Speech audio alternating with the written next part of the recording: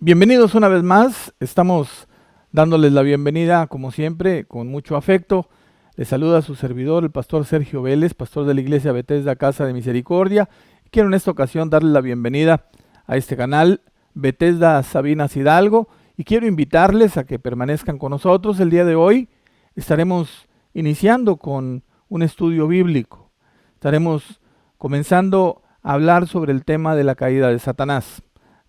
Hemos titulado a este estudio La caída de Heilel.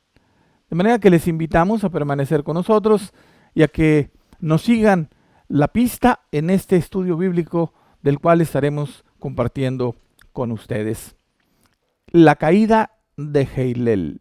Vamos a comenzar haciendo una lectura en el Evangelio de Lucas capítulo 10, versículo 17, que dice así: Volvieron los 70 con gozo, diciendo: Señor, aún los demonios se nos sujetan en tu nombre.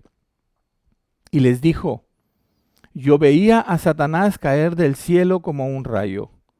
Lucas capítulo 10, versos 17 y 18. Caer del cielo como un rayo. La caída de Satanás es un tema en la Escritura amplio, profundo y por supuesto importante. Sabemos, queridos hermanos, que nosotros no peleamos al aire, no peleamos a la aventura, que tenemos un enemigo, el enemigo de nuestras almas. De manera que cuanto más sepamos cuáles son sus estrategias, más eficaces seremos en la defensa de nuestra fe y de nuestra salvación. Lucas capítulo 17 nos habla de esta caída. En la Escritura en general encontramos este tema prácticamente en toda la Biblia. Pretendemos a través de este estudio hablar, exponer y explicar algunas cosas importantes sobre la caída de Satanás. Hemos titulado a este tema La caída de Heilel, y lo primero que quisiera hacer es explicar por qué la caída de Heilel. Encontramos algunos pasajes que son primordiales en el estudio de este tema, como es Lucas capítulo 14. Y en Isaías capítulo 14 encontramos nosotros que se habla acerca de el lucero. ¿Cómo caíste del cielo? Dice Isaías 14, verso 12. ¿Cómo caíste del cielo, oh lucero, hijo de la mañana? Y esa palabra, lucero, es la palabra hebrea Heilel. De manera que hemos tomado este nombre como nombre precisamente de este personaje de Satanás. Heilel, así lo identifica la Escritura, por lo cual hemos titulado a este estudio La caída de Heilel. Pretendemos en el desarrollo de nuestro estudio compartir con ustedes algunos temas que iremos desarrollando paso a paso y que estaremos compartiendo a medida que vayamos avanzando en el desarrollo de este tema. Veremos, entre otras cosas, primero la rebelión. ¿Dónde fue la rebelión? ¿En qué tiempo ocurrió esta rebelión? La rebelión que ocasionó precisamente la caída de este personaje. Hablaremos de la caída del trono, cómo fue despojado Satanás de ese acceso que tenía al trono de Dios. Estaremos también hablando sobre cómo cayó del cielo, la caída del cielo. Luego hablaremos de la caída a la tierra.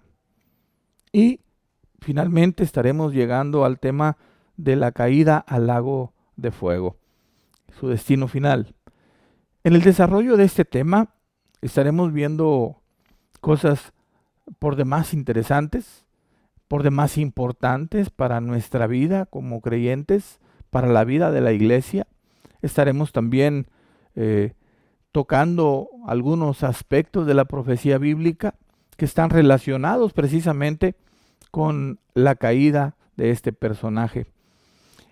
Una cosa que quisiera aclarar de momento, antes de que entremos al desarrollo del tema propiamente, es que muchas veces dentro de la iglesia el pensamiento que se tiene sobre la caída de Satanás es que la caída este acontecimiento ocurre en una ocasión, ocurre en un solo evento, y esto está alejado de la realidad. Lo que encontramos es que Satanás comienza su caída desde el principio de la rebelión. Dios emite un juicio sobre él y su caída es progresiva, paulatina. Va siendo despojado en esa caída de accesos, de autoridad, etcétera. Y vamos a estar viendo precisamente, a medida que vayamos avanzando en estos estudios bíblicos, cómo es su caída. Desde el momento en que comienza la rebelión y se emite un juicio hasta su destino final. De manera que les invitamos a quedarse con nosotros, a seguir el rumbo de estos estudios bíblicos y por supuesto, si usted puede y quiere, suscríbase a este canal para que le estén llegando ahí a su dispositivo las notificaciones de que estamos avanzando con nuestro estudio a medida que los vayamos poniendo en línea. Bueno, pues comenzamos entonces. Vamos a hacer una lectura. Si usted tiene su Biblia y usted quiere acompañarme, busque Isaías capítulo 14. Vamos a estar viendo durante el desarrollo de este tema dos pasajes principales. Isaías capítulo 14 y Ezequiel capítulo 28. Por el momento vamos a comenzar con Isaías 14. Isaías 14, versículo 12 al 15, que dice así: ¿Cómo caíste del cielo, oh lucero, hijo de la mañana? Cortado fuiste por tierra, tú que debilitabas a las naciones. Tú que decías en tu corazón, subiré al cielo. En lo alto, junto a las estrellas de Dios, levantaré mi trono. Y en el monte del testimonio me sentaré, a los lados del norte. Sobre las alturas de las nubes subiré y seré semejante al Altísimo. Mas tú, derribado eres hasta el Seol, a los lados del abismo. En este pasaje encontramos precisamente que a través del profeta Isaías, Dios está hablando en los versículos anteriores a un personaje, a un ser humano. Pero encontramos que a partir de estos versículos, la profecía de Isaías, sus palabras, empiezan a tomar una importancia superior. Y encontramos que ya no están hablando específicamente o estrictamente de un ser humano. Encontramos aquí que está hablando de algo distinto, del lucero hijo de la mañana. Repito, la palabra lucero es la palabra hebrea Heilel, que significa el que brilla, el que porta luz. De manera que esa brillantez de la que se habla y por la cual se traduce la palabra lucero, nos habla de la luz con la que este personaje brillaba. Este brillo al que se refiere la palabra Heilel, esta luz a la que se refiere, tiene una connotación que es importante aclarar. Tiene la connotación de brillantez en el sentido de alabanza. Tiene la brillantez en el sentido de una estrella que resplandece llamando la atención a sí mismo. Es como cuando escuchamos que en los escenarios los artistas brillan con luz propia. En ese sentido estricto es la brillantez a la que se refiere la palabra Heilel. Y encontramos entonces precisamente la importancia de esta palabra. Este personaje que nosotros posteriormente en el desarrollo de la Escritura identificamos como Satanás, el enemigo de nuestras almas, fue por supuesto creado por Dios como un ángel superior con gran autoridad, un ángel creado con gran belleza, y estaremos hablando un poco de eso más adelante en el desarrollo de nuestro estudio. Lo que encontramos es que por causa de que este personaje se llena de orgullo, se levanta en una rebelión, en un intento por ser como Dios. Todas estas cosas estaremos ampliándolas un poco a medida que vayamos avanzando en nuestro estudio. Otra cosa que quiero mencionar aquí en estos versículos de Isaías es que al final del versículo 15 se habla de que su caída, dice el versículo 15, mas tú derribado eres hasta el Seol, a los lados del abismo. El abismo, hermanos queridos, es otro tema sumamente importante y del cual estaremos tocando algunos rasgos en el desarrollo de este estudio, la caída de Hillel, puesto que en su caída a la tierra, su relación, la relación de Satanás con el abismo es sumamente importante. De manera que acompáñenos, síganos y vamos a ir avanzando paso a paso. Entremos pues al primero de estos subtemas, que se trata precisamente de la rebelión. En Apocalipsis capítulo 12, verso 3 encontramos lo siguiente. También apareció otra señal en el cielo. He aquí un gran dragón escarlata que tenía 7 cabezas y 10 cuernos, y en sus cabezas 7 diademas, y su cola arrastraba la tercera parte de las estrellas del cielo, y las arrojó sobre la tierra. Y el dragón se paró frente a la mujer que estaba para dar a luz, a fin de devorar a su hijo tan pronto como naciese. En este pasaje de de Apocalipsis capítulo 12, encontramos precisamente lo que ocurrió en la rebelión. Lo primero que queremos tocar aquí es que cuando Satanás se rebeló, la tercera parte de los ángeles se rebelaron con él. Dice aquí la escritura que con su cola arrastró a la tercera parte de las estrellas y las arrojó sobre la tierra. Una palabra clave en el desarrollo de este estudio es la palabra caer o caída. Como leíamos en Lucas, Jesús menciona que Satanás caía como un rayo.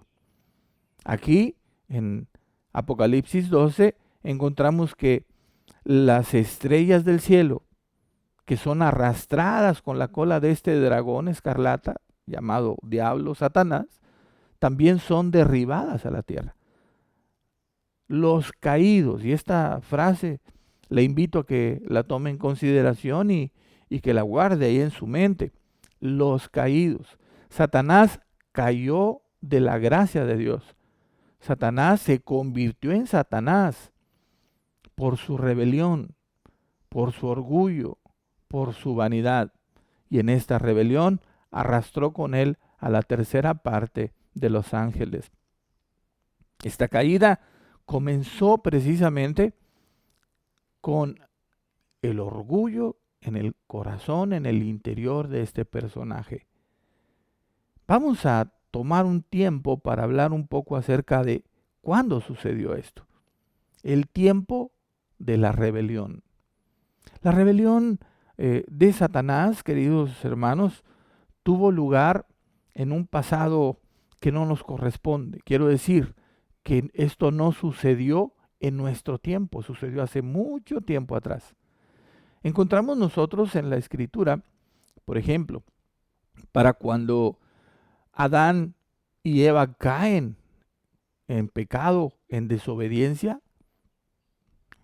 en Génesis capítulo 3, para ese tiempo ya Satanás era Satanás. Satanás no fue creado como Satanás. Él fue creado por Dios como un querubín grande, como dice Ezequiel capítulo 28. Fue creado por Dios como un ángel con enorme belleza, con gran autoridad, con gran poder, sabiduría y conocimiento. De manera que su caída ocasionó que finalmente se convirtiera en Satanás. Y es que el orgullo, la soberbia, siempre harán caer a cualquier persona, a cualquier ser humano. Deberíamos de meditar siempre en esto, de pensar en esto. Y deberíamos de estar siempre alertas a que el orgullo, a que la soberbia no haga presa de nuestras vidas. Porque muchas veces Tenemos cosas en nuestra vida que podrían generar en nosotros algún tipo de orgullo, de soberbia. La verdad es que no tenemos nada que no hayamos recibido.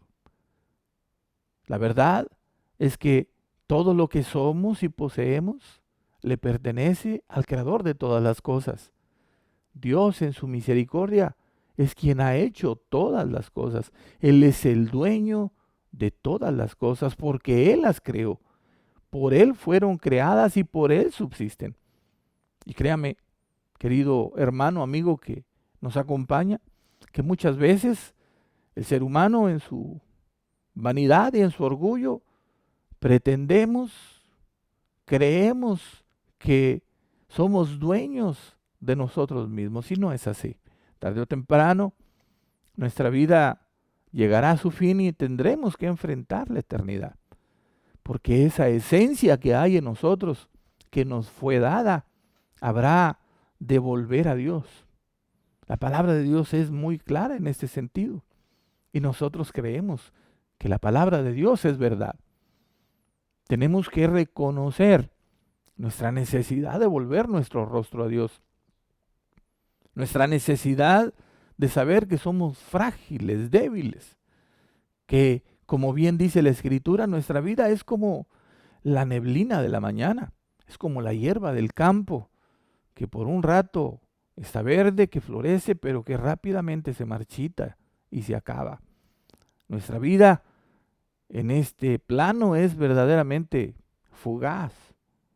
Estamos aquí por un poco de tiempo y habremos de enfrentar la eternidad.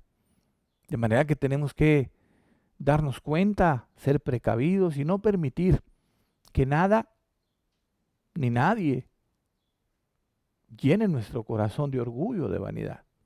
Démosle gracias a Dios por lo que Él pone en nuestras vidas. Démosle gracias y honra y gloria a Él, porque Él es el que hace todas las cosas. Si hay algo bueno en nosotros, es porque viene de Él. Como dice la Escritura, toda buena dádiva, todo don perfecto, desciende del Padre de las luces.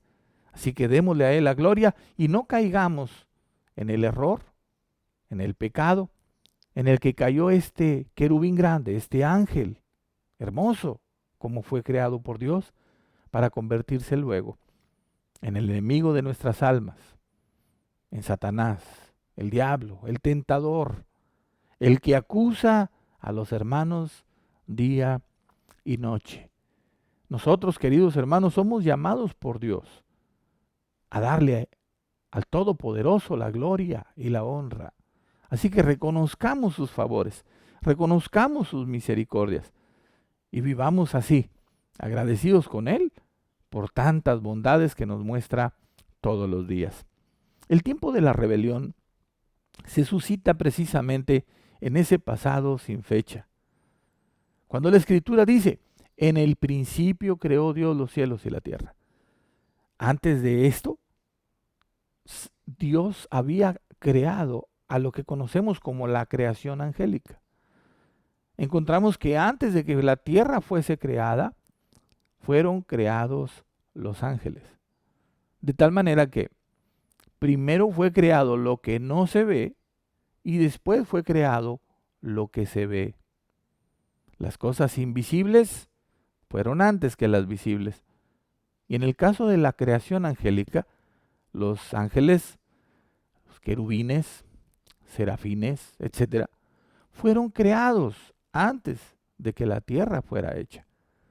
Por eso encontramos nosotros que para Génesis capítulo 3, cuando Adán y Eva están en el huerto, Satanás se presenta ya como un ángel caído, ya es Satanás. En el principio creó Dios los cielos y la tierra, y antes de esto fueron creados los ángeles. Y la rebelión de este personaje no se generó en el cielo. Entonces encontramos que la rebelión fue en ese pasado sin fecha y que el lugar de la rebelión, como leemos en Isaías capítulo 14, verso 12, no fue en el cielo. De manera que voy a darle lectura de nuevo a Isaías capítulo 14, Verso 12 en adelante. ¿Cómo caíste del cielo, oh lucero, hijo de la mañana?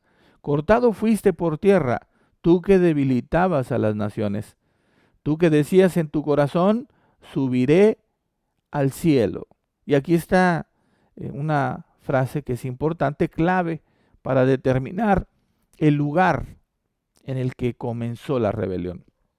El lugar donde comenzó la rebelión no fue en el cielo, porque dice que en su corazón dijo este personaje, subiré al cielo. En lo alto, junto a las estrellas de Dios, levantaré mi trono. El inicio de la rebelión fue en la tierra, donde aparentemente este personaje había recibido autoridad de Dios para gobernar. Su área de autoridad era sobre este planeta.